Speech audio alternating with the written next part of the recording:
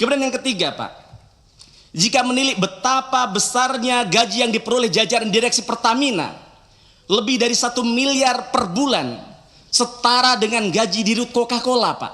Bahkan kami cek setara dengan gaji CEO Google, yang merupakan perusahaan global dengan valuasi dan market yang memang mendunia.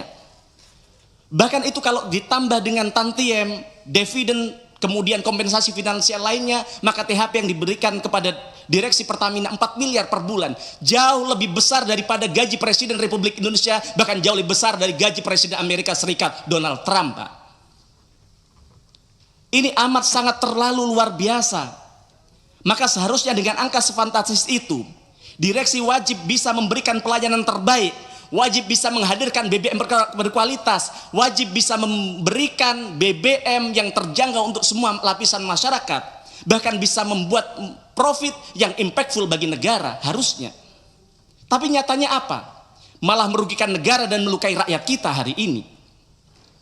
Bahkan kalau kita lihat di laporan keuangan anak usaha Pertamina, yaitu Pertamina Patraniaga, kompensasi bagi manajemen kunci termasuk direksi dan komisaris mencapai 19,1 juta US dollar atau setara dengan 312 miliar.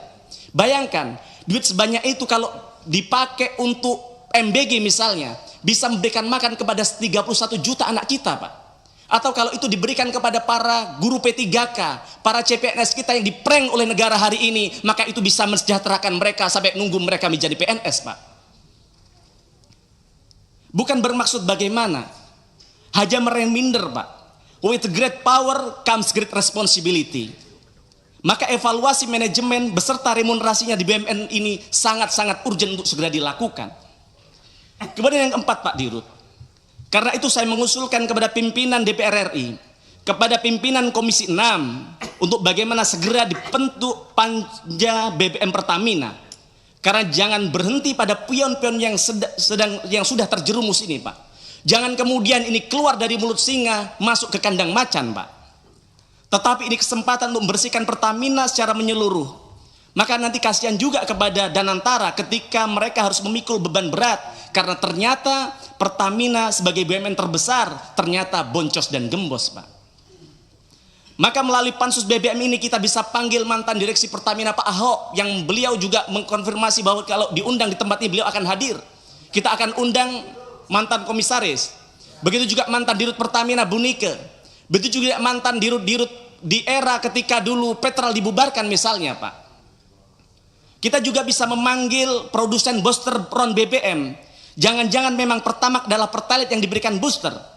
Maka di kesempatan ini juga saya membantah pernyataan PLT Dirut Pertamina Patraniaga ketika rapat dengan Komisi 12. Beliau menyatakan bahwa tidak ada aditif yang bisa menambah RON. Kenyataannya, Pak PLT, kenyataannya ketika Bapak buka Google, ketika Bapak buka e-commerce, banyak sekali perusahaan yang kredibel, yang menjual aditif, yang menjual booster, yang bahkan menjanjikan bisa menaikkan 5 poin. Misalnya dari RON 90 ke 95 yang jauh lebih besar dari Pertamax begitu.